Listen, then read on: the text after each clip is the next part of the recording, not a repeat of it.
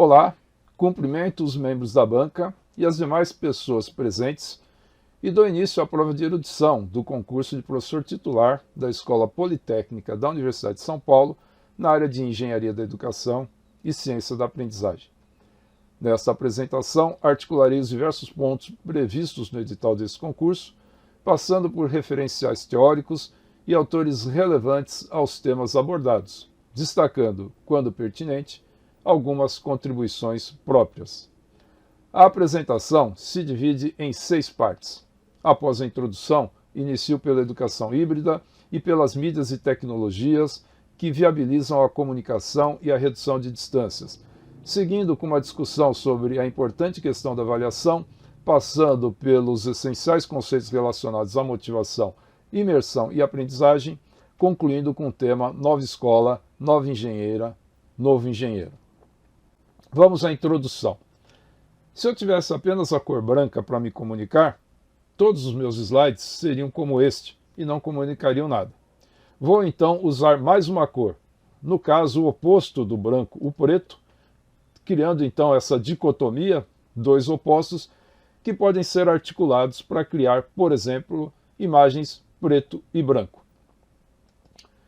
Seria possível eu conciliar esses dois conceitos num nível superior, em que ambos passassem a ser um único conceito? Sim.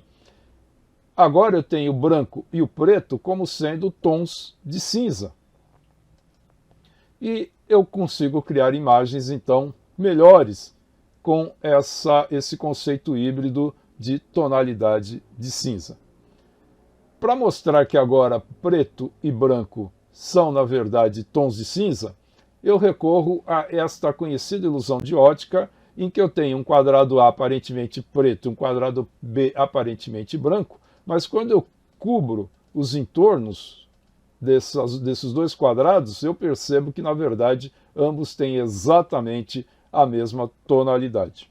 Quem explica isso é o neurocientista do MIT, Edward Adelson.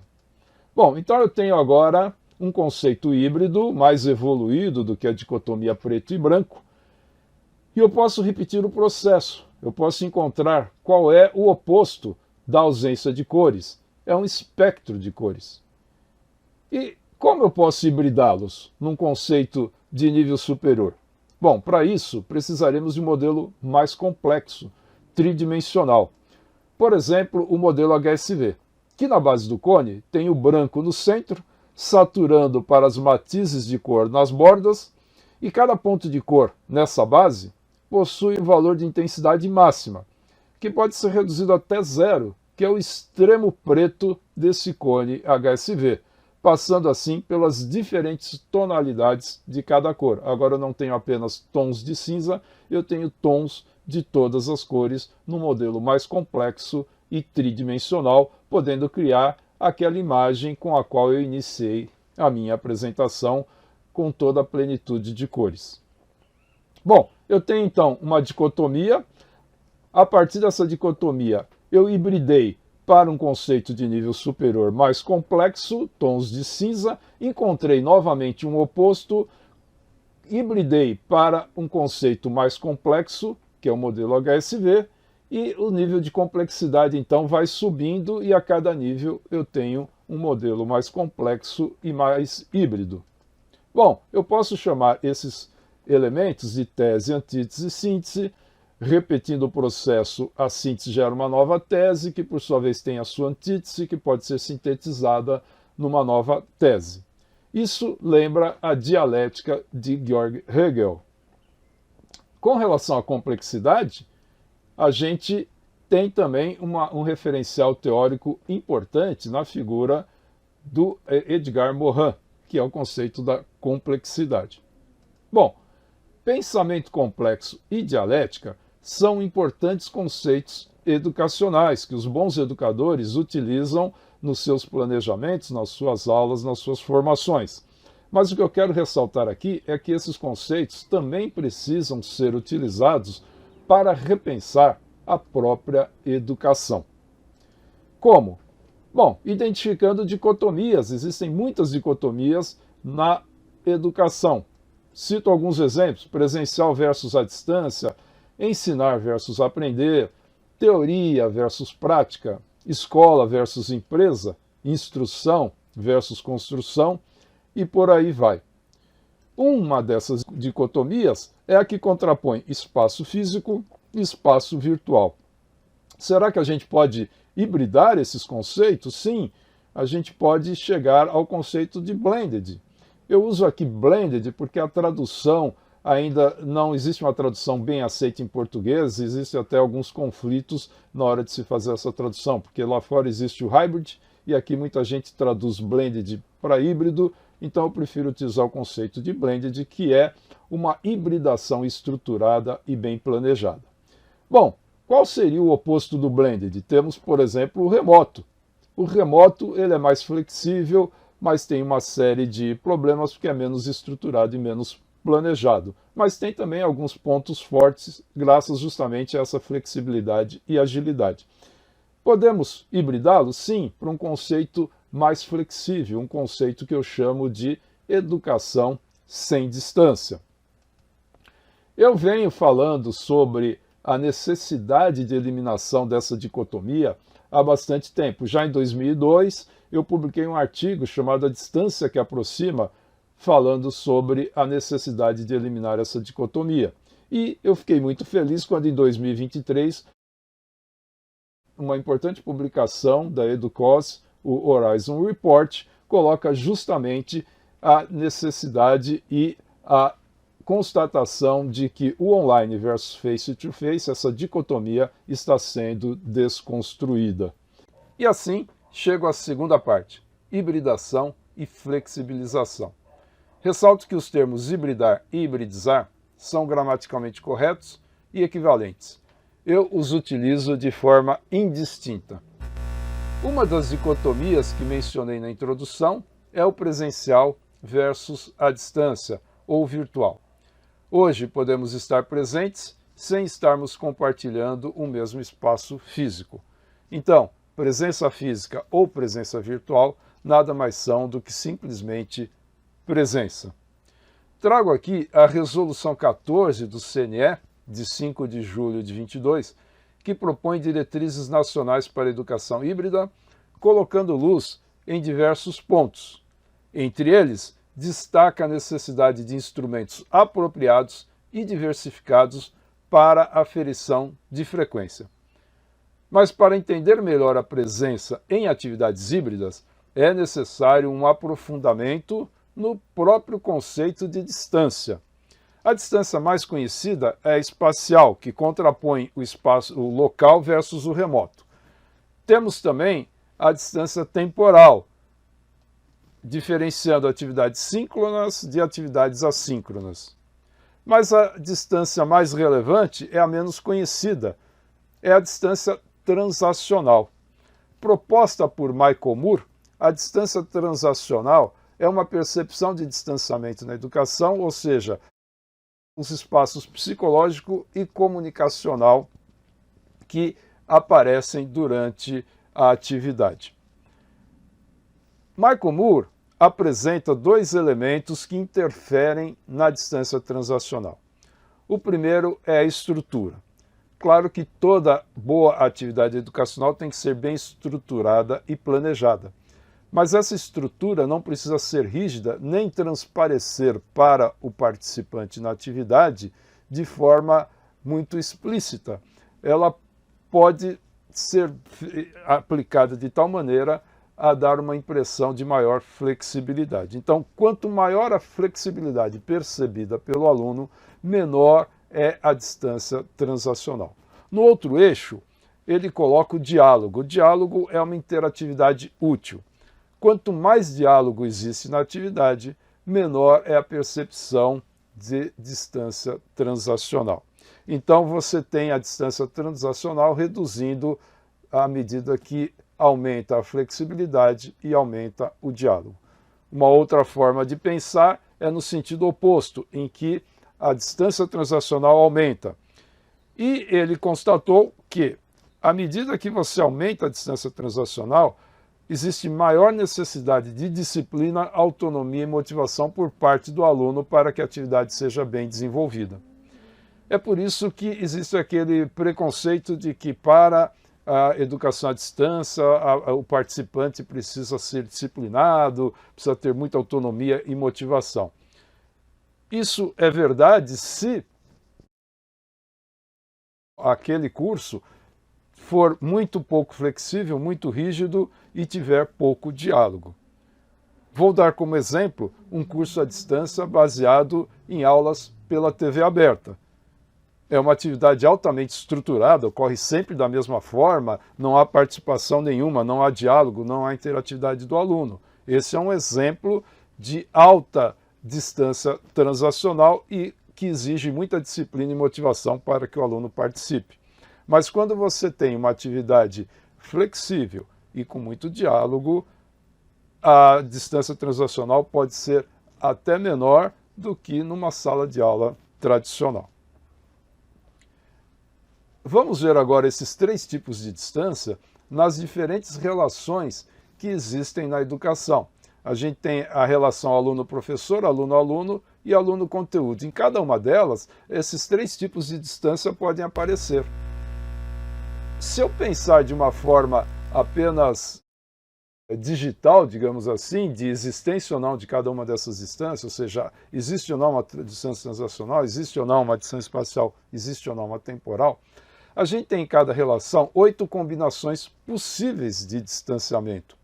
Se a gente fizer a combinatória, 8 vezes 8 vezes 8 dá 512 combinações de tipos de distanciamento em qualquer atividade educacional. Ou seja, existem 512 formas diferentes de atividades educacionais no que se refere às formas de distanciamento. Quais delas a gente deve chamar de educação à distância? Quais delas seriam atividades ditas presenciais? Bom, a gente pode ter em um extremo aquelas atividades em que não há distanciamento nenhum, ou seja, uma atividade com metodologia ativa, com muito diálogo, muita interatividade, etc., você tem, então, muita presença.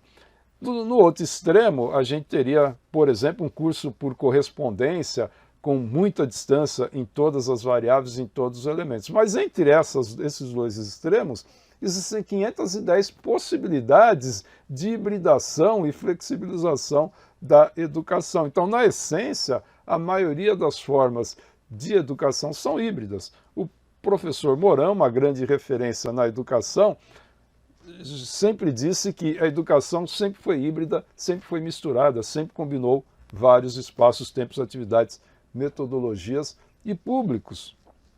Então, a gente tem que pensar na educação como sendo híbrida por natureza e pensar na educação como um todo, sem essa dicotomia da educação presencial, da educação à distância ou da educação híbrida. Tudo é educação. E eu trago mais uma vez o relatório da Educos, o Horizon Report, que constata que ensino híbrido e hiperflexibilidade são as grandes tendências. Nesta terceira parte, vou mostrar como reduzir distâncias na educação com mídias e tecnologia. Começo definindo o que é mídia. Mídia é qualquer recurso tecnológico utilizado para a comunicação, que, segundo o Cosma, pode ser caracterizada por 3 elementos: um sistema de símbolos, linguagem que emprega, a tecnologia utilizada e as capacidades de processamento, os recursos oferecidos e a forma como a gente interage com esses recursos. Mídias aparentemente similares, com a mesma tecnologia e sistema de símbolos, como, por exemplo, o jornal impresso e o livro impresso, são, na verdade, mídias diferentes, porque a forma como nós interagimos e os recursos que oferecem também são diferentes. Na educação, a mídia mais tradicional, antiga, mas que não deixa de ser uma tecnologia, é a lousa e o giz. A gente tem também os livros, a TV, data show e as mídias digitais mais recentes, tablet, computador, celulares. Essas mídias digitais têm ainda a característica de poderem ter mídias dentro de mídias, ou seja, cada aplicativo é, na verdade, uma nova mídia. Por fim, cito aqui os Learning Management Systems, que são mídias que agregam outras mídias, também conhecidos como AVA, Ambientes Virtuais de Aprendizagem, e são muito importantes na educação moderna.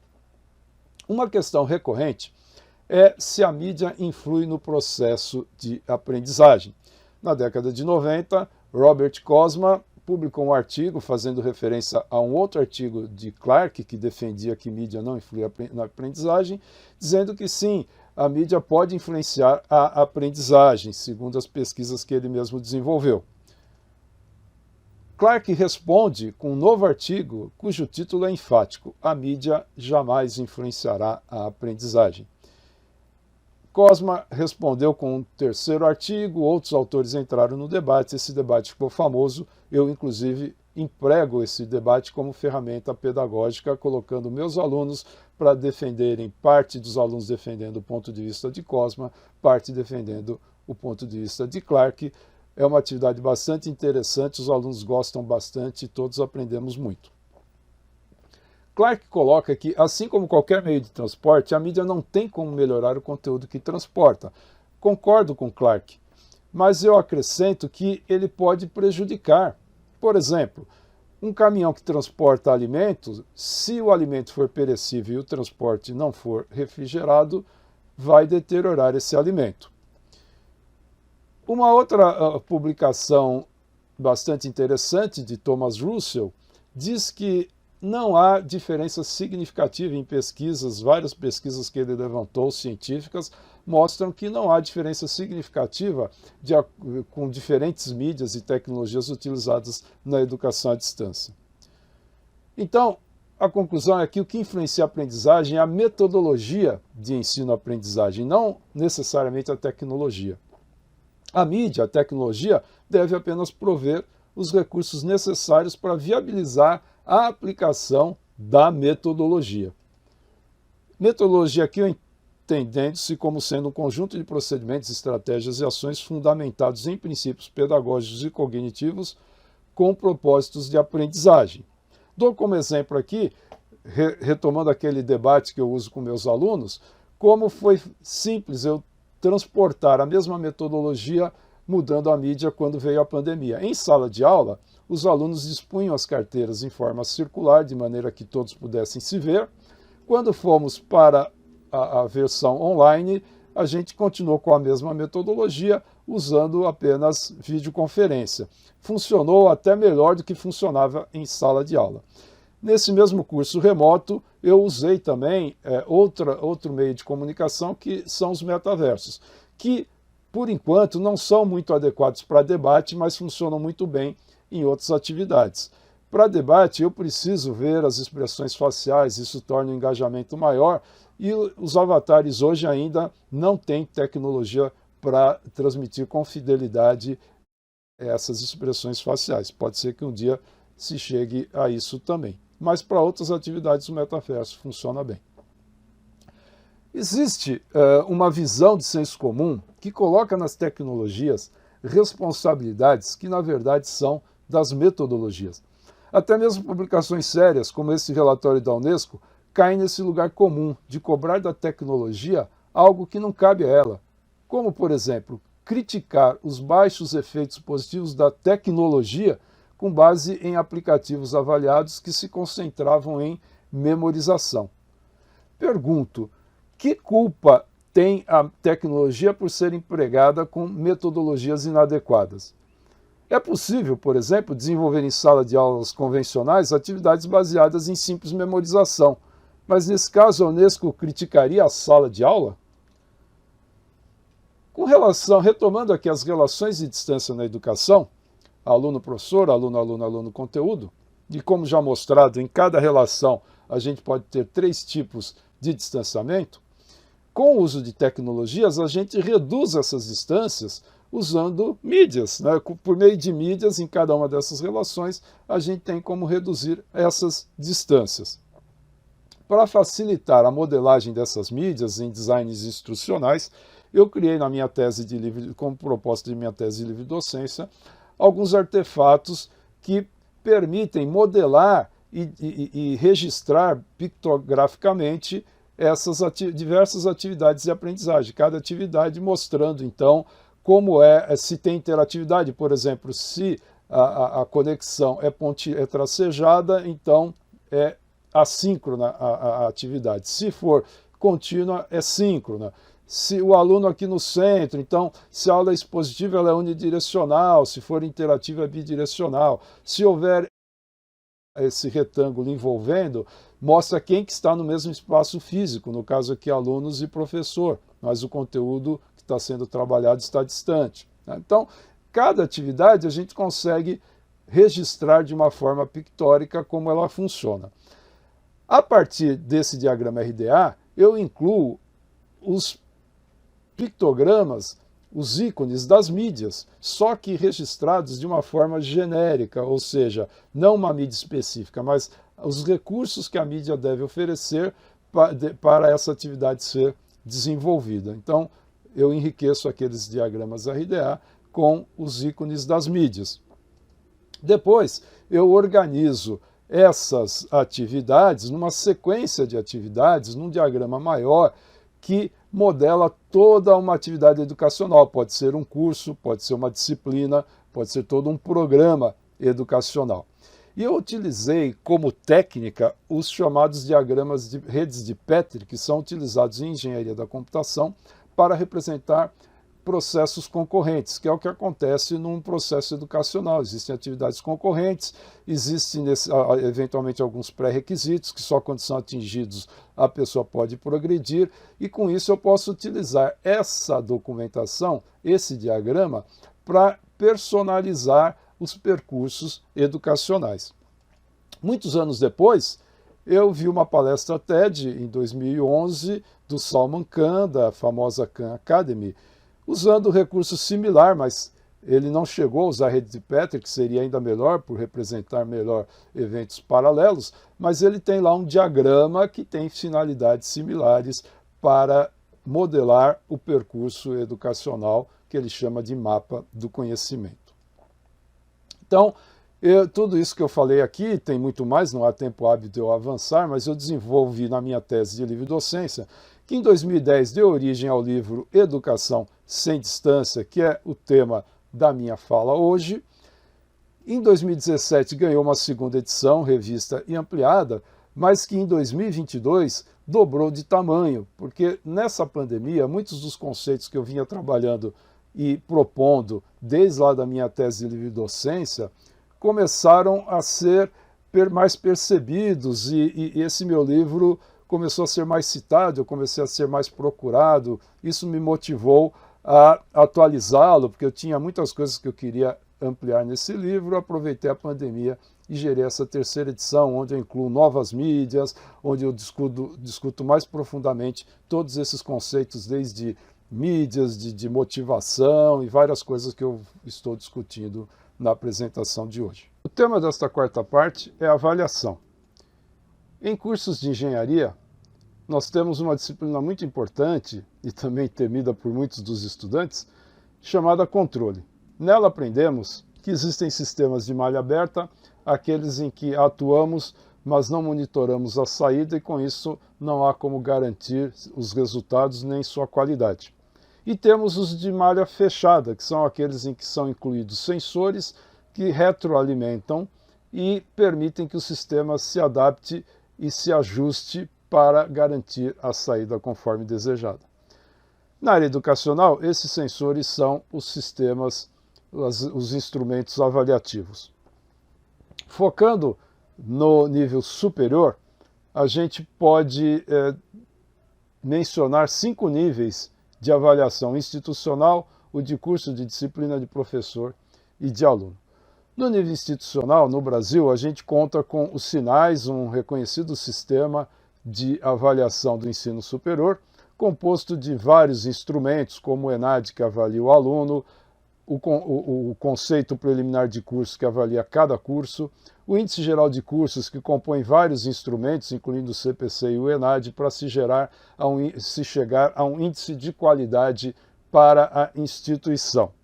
Outras formas de avaliação são também os rankings, que possuem critérios específicos e por isso chegam a resultados diferentes, como por exemplo Time Higher Education, o QS, a WRU e outros. Por fim, temos os sistemas de acreditações, que no Brasil ainda não são muito populares, mas internacionalmente são muito respeitados e procurados. Descendo para o nível de curso, a gente ainda tem os sinais, com o já mencionado conceito preliminar de curso, e temos também, começamos a ter uma preocupação em acreditações. Ainda são poucas as instituições brasileiras que buscam a acreditação internacional, como o exemplo aqui é a ABET, né? Mas já começa a ter uma busca maior por acreditações. No nível da disciplina, a gente pode avaliar uma disciplina avaliando de forma indireta, né? Avaliando o desempenho discente. É um bom termômetro de como a disciplina está indo. Mas também podemos aplicar questionários para alunos e professores de forma a mensurar como é a percepção desses atores em relação à disciplina. Por fim, reuniões de coordenação ajudam a captar de uma forma melhor como a disciplina está indo, inclusive atuando de forma a garantir a sua qualidade. No nível de professor, podemos cruzar avaliações de curso, de disciplina, de aluno, porque daqui a gente tira indícios de como está sendo o desempenho do professor. Uma outra forma de avaliação docente é por meio de planos e relatórios. Na USP, por exemplo, nós temos o PRADO, que é o Projeto Acadêmico Docente, e temos o RAD, que é o Relatório de Acompanhamento Docente. Então, no relatório periódico, o docente relata como executou o seu plano e os resultados obtidos. Coincidentemente, acabo de receber o resultado de avaliação do meu RAD e fiquei bastante feliz com os elogios do avaliador.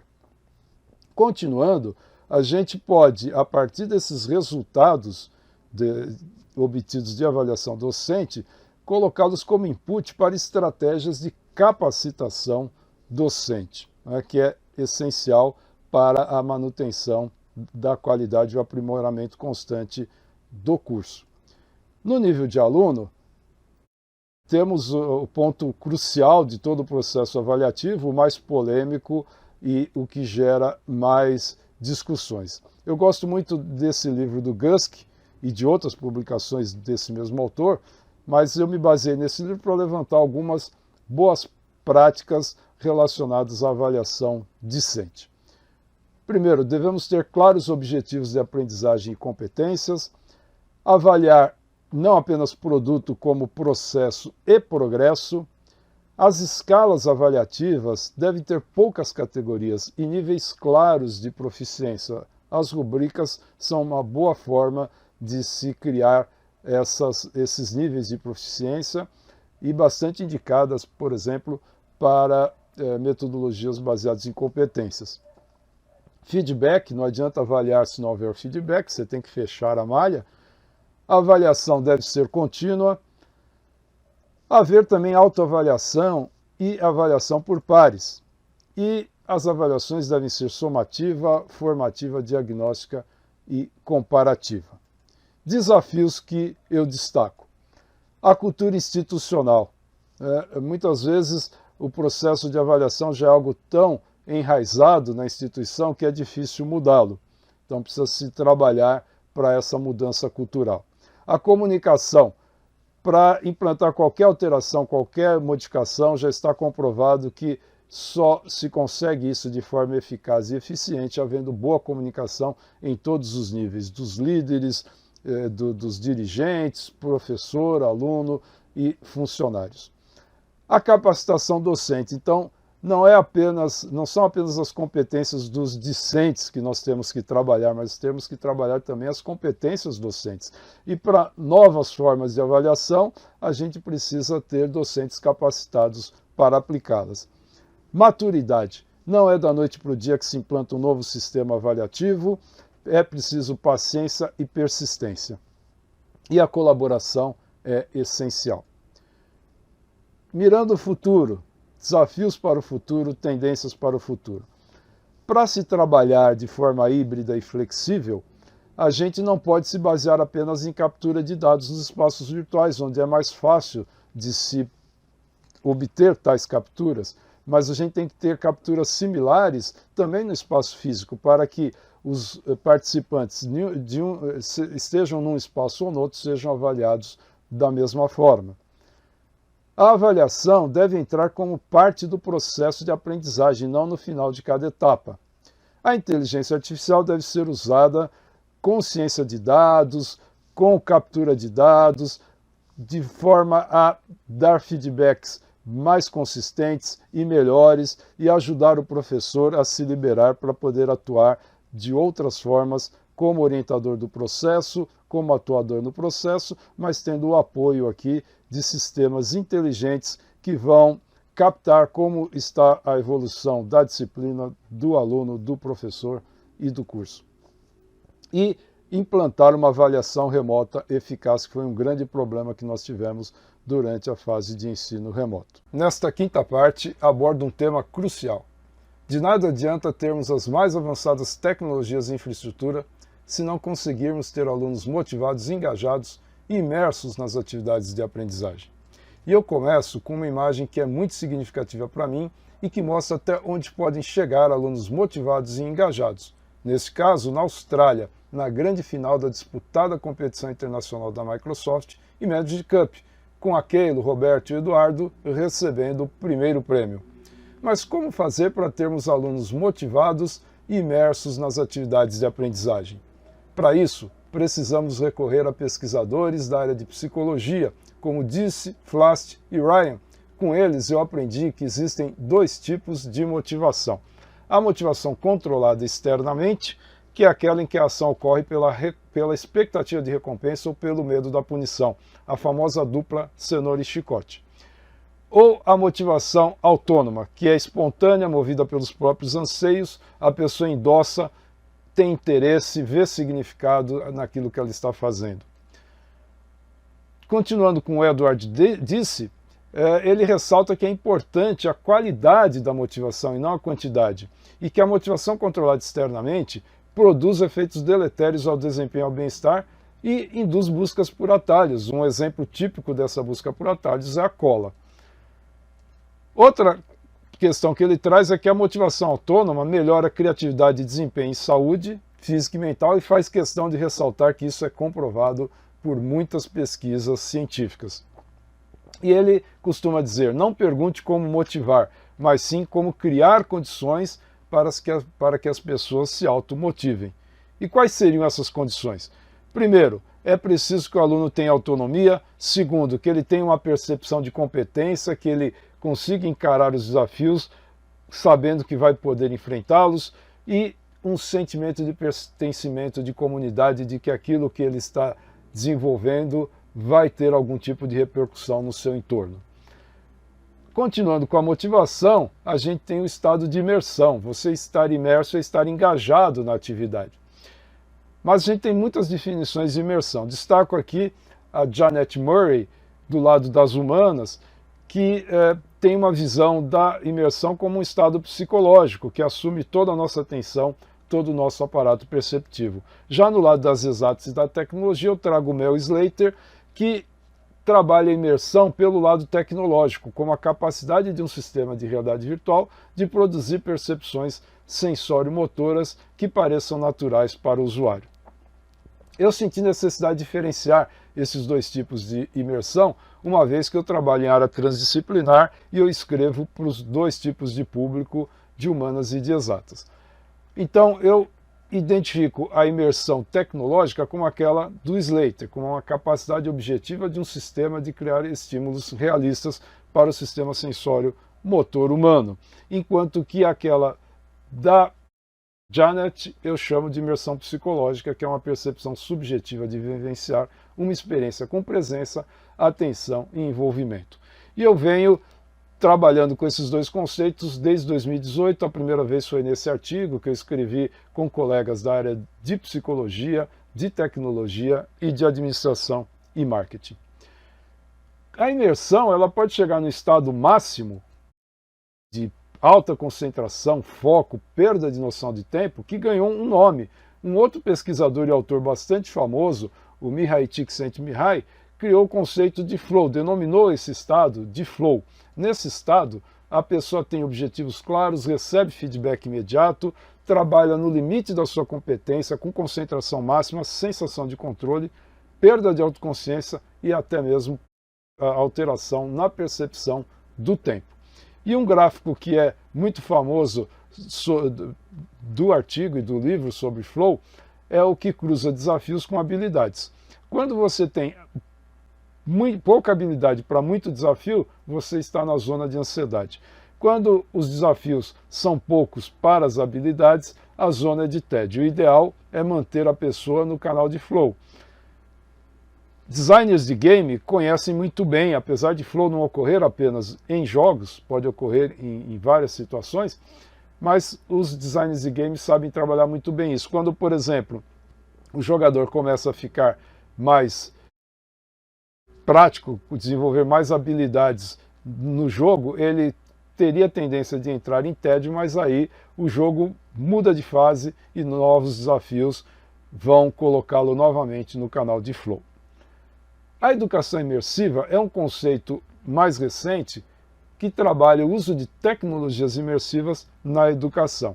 Eu destaco aqui essa publicação de 2021, eu participei dela como consultor, como especialista consultor, e os autores criaram um painel de especialistas. A partir desse painel eles extraíram as informações para redigirem esse relatório, publicado pelo Educose, e eu destaco alguns pontos aqui da educação imersiva colocados nesse relatório, que ela facilita a aprendizagem autêntica e situada, o desenvolvimento de criatividade, aprendizagem ativa, storytelling, permite diversificação nos espaços de aprendizagem, uso de laboratórios virtuais e ajuda a trabalhar competências para o futuro, uma vez que você consegue simular ambientes e situações que ainda nem existem no presente. Trago aqui o filósofo Pierre Levy, muito respeitado, tem um livro chamado O que é o Virtual, trabalha muito as questões de tecnologia e sociedade, e numa de suas publicações ele diz que a realidade virtual pode enriquecer e influenciar o aprendizado. Aproveito a oportunidade para contar que eu tive uma participação na apresentação da tecnologia de realidade virtual para o Papa do Virtual, aqui em 2014, ele experimentando pela primeira vez um HMD. Outra referência é o Jeremy Baileyson, de Stanford, que em seu livro diz que a realidade virtual ela gera experiências que podem fazer-nos e ao mundo lugares melhores. Estou aqui no seu laboratório lá em Stanford experienciando um terremoto, tentando me proteger embaixo de uma mesa virtual.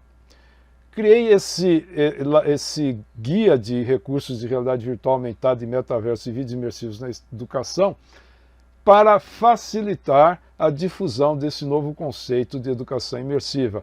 Esse site foi lançado na semana passada, está em versão beta, aqui está o link, e é um projeto que foi desenvolvido com a ajuda de bolsistas PUB-USP. Um exemplo de educação imersiva sendo desenvolvida aqui na Poli é esse simulador de estação total da engenharia de transportes, coordenado pelo professor Cláudio Marte e pelo professor Edivaldo, em que eu estou assessorando nas questões de tecnologia imersiva. Outros projetos que eu cito, que eu coordeno faz tempo, é o Vidodonto e o Vidoenfermagem, nas áreas de odontologia e de enfermagem, desenvolvidos com colegas das respectivas áreas aqui da USP. E destaco como que a educação imersiva está ganhando corpo nas áreas corporativas e no mercado. Aqui é o exemplo da VirtualiSurge, uma startup recém-criada durante a pandemia, que cresceu muito, que produz simuladores de realidade virtual para treinamento de cirurgias. E o interessante é que a cofundadora da VirtualiSurge é a Ellen Colasso, que foi minha orientanda de doutorado até 2019, quando ela tirou o título, foi fazer pós-doc na França e lá ela acabou criando essa empresa. Ela faz questão de colocar no seu perfil da empresa que ela fez doutorado na Poli e trabalhou no projeto Vidodonto. Aliás, foi no doutorado que ela começou a ter contato com as tecnologias imersivas lá no Interlab. E um outro exemplo de empresa trabalhando com educação imersiva é a VR Monkey, aqui com o laboratório virtual e aqui com o Dinos do Brasil, que está exposto lá no Museu Catavento e que é uma experiência imersiva que leva as pessoas para a nossa pré-história. Ambos projetos financiados pela FAPESP, nos quais eu tive participação também. E quem foi a fundadora, a cofundadora da VR Monkey? Nada menos que a Keila, que apareceu lá no início dessa parte sobre motivação. Chego assim à última parte de minha exposição com o tema Nova Escola, Nova Engenheira, Novo Engenheiro. E para falar sobre educação e engenharia, recorro a um relatório do MIT de 2018 sobre ensino de engenharia, de onde eu extraí um ranking de 10 instituições colocadas pela publicação como já estando no futuro.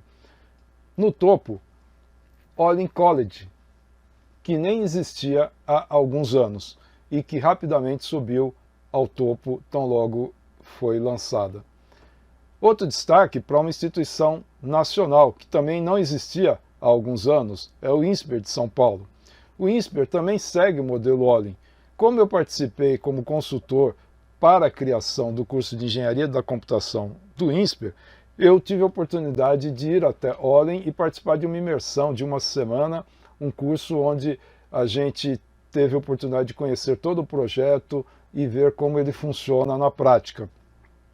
Como instrutores, 2 desses instrutores que também participaram da criação do curso, são autores desse livro, do qual eu extraí alguns conceitos que eu chamo de fundantes. Então, quais são esses conceitos? Esse projeto é centrado no aluno, o professor passa de sabe-tudo a orientador, há uma forte parceria com alunos. Para se ter uma ideia, os futuros alunos já participaram do projeto do curso antes mesmo dele ser lançado, trabalham a inteligência emocional de Goleman e múltipla de Gardner para propiciar aos alunos experiências emocionais, culturais e significativas, sem descuidar da questão da motivação. Todos aqueles pontos que eu já abordei na parte 5 são trabalhados nesse curso. E na base disso tudo a gente tem uma forte presença do design e das artes no curso. Existe uma disciplina chamada Design da Natureza logo no primeiro ano, de metodologia baseada em metodologia ativa. Abro um parênteses para dizer que aqui na Poli a gente já vai ter uma disciplina similar no novo curso da Engenharia Elétrica que está sendo desenhado segundo as novas diretrizes curriculares nacionais. E para tudo isso realmente se sustentar, claro, a gente precisa ter sólidos fundamentos teóricos. A partir desses conceitos fundantes, vou levantar os pilares desse projeto, tá? Que se constituem de coragem para enfrentar o novo, novas situações, confiança para enfrentar desafios, abertura para novas ideias, novas oportunidades, autonomia, engajamento, tudo isso dentro de um sentimento de pertencimento, conceitos já discutidos na parte 5 e que são fundamentais para a motivação. E tudo isso tem que acontecer com prazer, porque aprender pode e deve ser prazeroso. A partir dessa edificação grega, vou agora transformá-la numa edificação do futuro, da nova escola, a nova escola politécnica, representada por esse prédio que já foi aprovado pela congregação. Na reunião em que o projeto foi aprovado, circulou essa imagem e eu já a aproveitei como fundo para os slides da nova escola. Passarei então agora ponto a ponto do edital, destacando algumas atuações, contribuições, minhas ideias relacionadas a esses pontos. Como os pontos não se encontravam numa ordem específica e as suas descrições são extensas, eu lancei mão de um método de design de informação para organizar as informações dos pontos do edital. Primeiramente, identifiquei palavras-chave nesses pontos. Com isso, ficou mais simples manipular as informações. Depois, agrupei em 4 subconjuntos por afinidades identificadas e coloquei cores, atribuí cores para cada um desses conjuntos. Com isso, eu tenho esses 4 conjuntos de pontos que eu vou apresentar a partir de agora e destacar algumas contribuições ou ideias ou atuações minhas. A começar, então, pelos pontos da base em vermelho até chegar nas tecnologias em azul. Então, primeiro ponto, interculturalidade, interdisciplinaridade, interpessoalidade. Eu destaco que sou professor, pesquisador e orientador em engenharia, em educação e em design, participando de projetos transdisciplinares. Minhas disciplinas são baseadas em projetos. As optativas aceitam alunos de design e da engenharia que trabalham em colaboração. E nas minhas disciplinas de pós eu recebo alunos de diversas áreas. Além disso, participei da Escola do Futuro desde a sua fundação como núcleo de pesquisa interdisciplinar da USP. Hoje ele foi transformado em núcleo de extensão. Fui membro do Conselho Deliberativo e coordenei projetos nesse núcleo.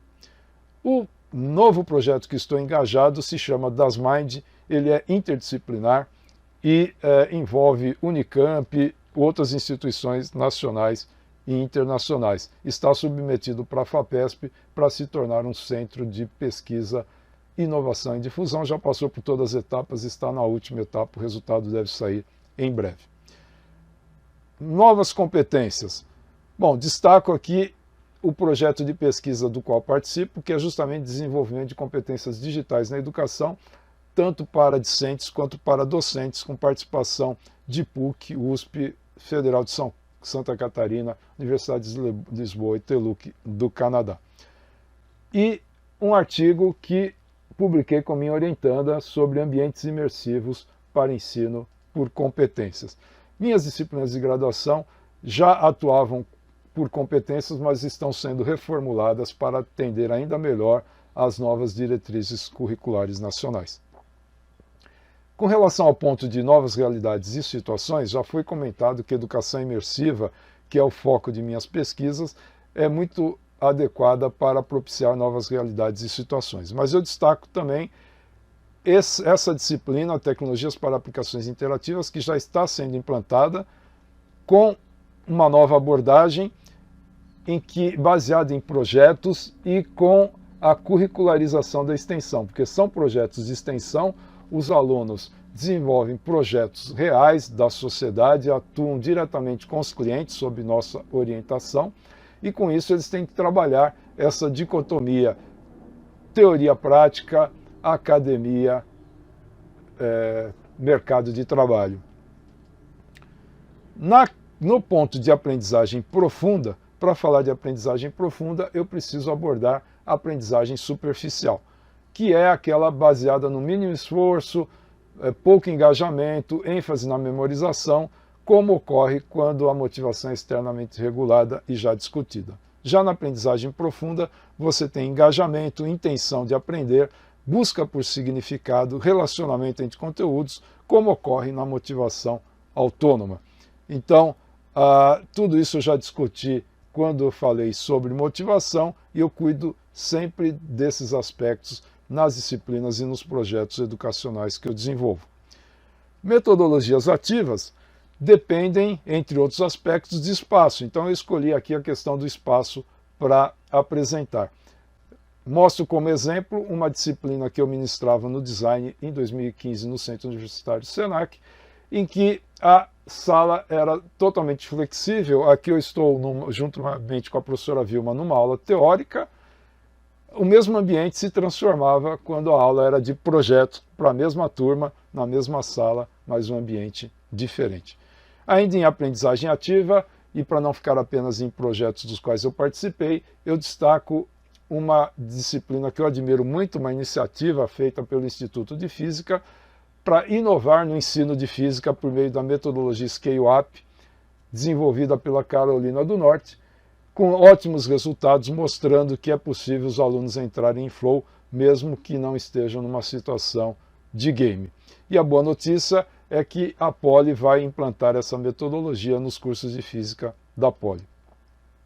Na aprendizagem personalizada,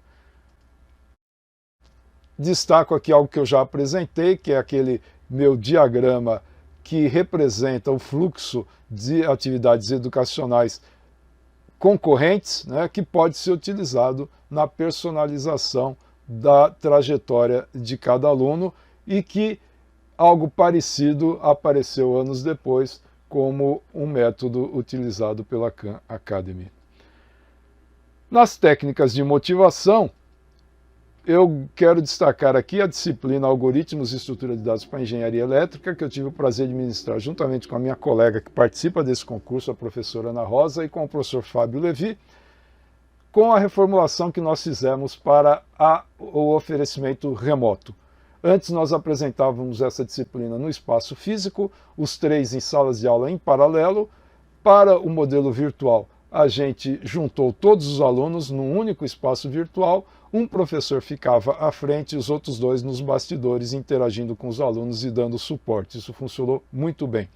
A professora Ana Rosa trouxe técnicas de afetividade, de motivação, a gente utilizou todos aqueles conceitos já discutidos aqui e os resultados foram excelentes. Nunca essa disciplina foi tão bem avaliada, apesar de ser uma disciplina bastante pesada e que trabalha conceitos muito profundos aí da área de ciência e de engenharia da computação, mas que os alunos conseguiram se motivar para aprender e deram como retorno depois na avaliação, mostrando que realmente eles curtiram a disciplina e se engajaram e estavam imersos, participando das videoaulas, participando das aulas online com frequência e engajamento.